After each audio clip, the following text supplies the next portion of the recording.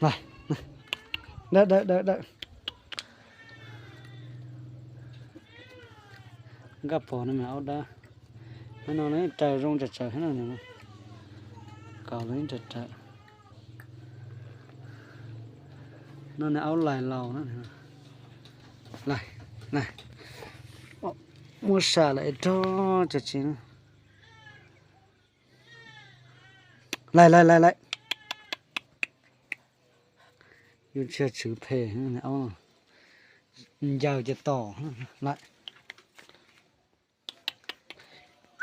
Nè mẹ xí mò á.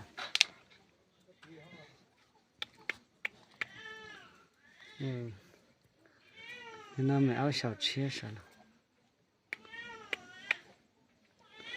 Nếu tôi thay phone này đó là sai nó là nhiều.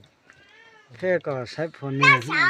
Có thế này khỏi ye. Họ có áo. Nó chỉ dùng đó này lại. Nè nó chỉ mua chỉ đào xong nó hả dạ.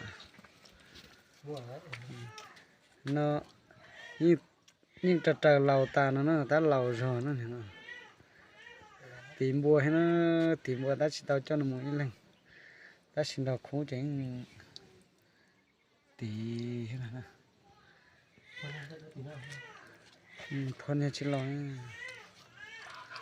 nên nó cũng xì không có xả mà áo chỉ trâu cho nó lại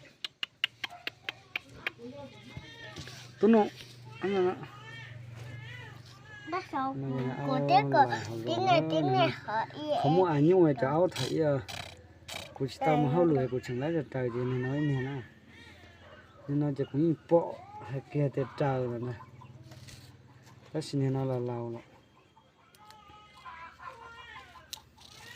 nên nó chỉ áo chơi ta lâu rồi mình sẽ vô là chỉ tao nhọn lại phê hướng này áo nó mà chỉ trong là sao tao đi ô lại ô chết chữ Nó sợ bài lên. cho này nó trời xe lại hết cho nó này nó áo trời